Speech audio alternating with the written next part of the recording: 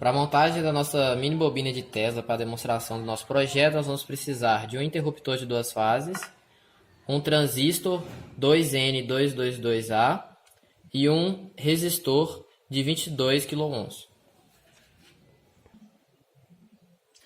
Vamos utilizar também um cano PVC de 32 mm de diâmetro, um fio de cobre de 1,2 mm de diâmetro esmaltado, fio de cobre de número 30 esmaltado, estanho e uma ponta de solda para poder soldar os fios, uma bateria de 9 volts, supercola, cola quente, uma furadeira com uma broca de 4 mm, e essa daqui já é a demonstração de como vai ficar a nossa bobina após montada.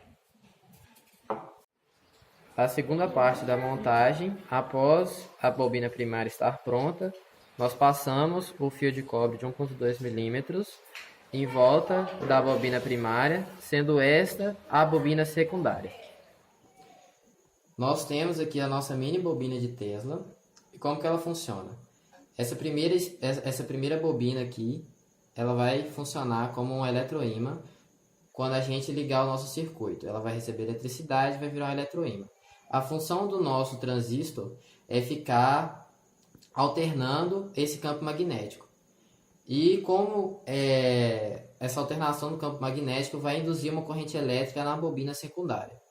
Como nós temos uma proporção de 1 espira para cada 100 da bobina secundária e 9 volts na nossa pilha, nós vamos ter um campo elétrico formado aqui pela nossa bobina de mais ou menos 900 volts. E a função do nosso resistor é controlar a corrente que está sendo passada para a nossa bobina. O principal objetivo de Tesla é transmitir eletricidade a longas distâncias sem a necessidade de fios. E nesse sistema aqui a gente pode observar isso. Quando eu ligo o nosso interruptor, a pilha vai estar transferindo a eletricidade para a bobina primária, que vai estar gerando um campo magnético que vai ficar alternando e vai induzir uma corrente elétrica na nossa bobina secundária. E como a nossa lâmpada ela é fluorescente, ela necessita de que os elétrons dela batam na parede de fósforo. E como temos um campo elétrico, esse campo elétrico induz a movimentação de elétrons, e aí os elétrons da lâmpada se movimentam e permitem que a lâmpada possa ser acesa. Na verdade, a bobina de Tesla ela é um transformador que produz tensões elevadas sob altas frequências que ela recebe. E é uma coisa de fácil construção, onde desde crianças até pessoas mais velhas podem construir. Devido à sua alta frequência, uma bobina de Tesla ela provê relativamente um modo seguro para demonstrar fenômenos que utilizam de alta tensão. A bobina de Tesla ela é essencialmente um transmissor de rádio sem antena. Porém, o objetivo da bobina de Tesla é propagar energia elétrica. Já o do transmissor de rádio seria a comunicação. Em funcionamento, uma bobina ela é capaz de produzir severas interferências nos rádios. Por isso é recomendável que, ao utilizar uma bobina de Tesla, se utilize ela em uma gaiola de Faraday, que é uma espécie de blindagem eletrostática que impede que campos eletromagnéticos penetrem naquele lugar. Ou então que essa bobina seja utilizada apenas por curtos intervalos de tempo. Inicialmente, as bobinas de Tesla elas foram usadas comercialmente em transmissores de rádios Spark Gaps, que eram utilizados para telefonia sem fio.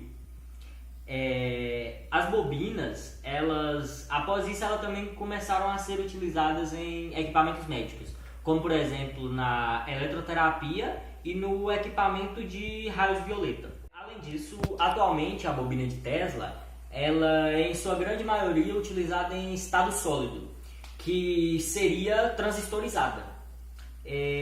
Na realidade, a bobina, como ela foi inventada por Nikola Tesla, ela, no primário e secundário no caso, ela não mudou muita coisa, não mudou praticamente nada.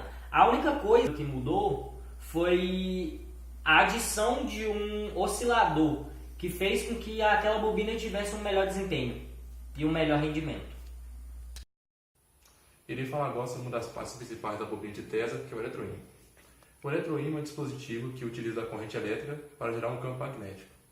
É geralmente construído aplicando um fio elétrico espiralado a um material ferromagnético. Quando o fio é submetido a uma tensão, o mesmo gerará um campo magnético, no qual a distância e a intensidade desse campo magnético dependerá diretamente ao número de voltas da espira e à corrente elétrica no qual é submetido. Quando a corrente for mantida circulando, o ferro eletromagnético apresentará as mesmas características de um ímã permanente. O campo eletromagnético desse mesmo poderá ser variável se for corrente alternada ou contínuo se for corrente contínua. O transformador carrega o capacitor e aumenta a tensão da rede, que é transferido para o centralhador. Já o centralhador deposita na bobina primária.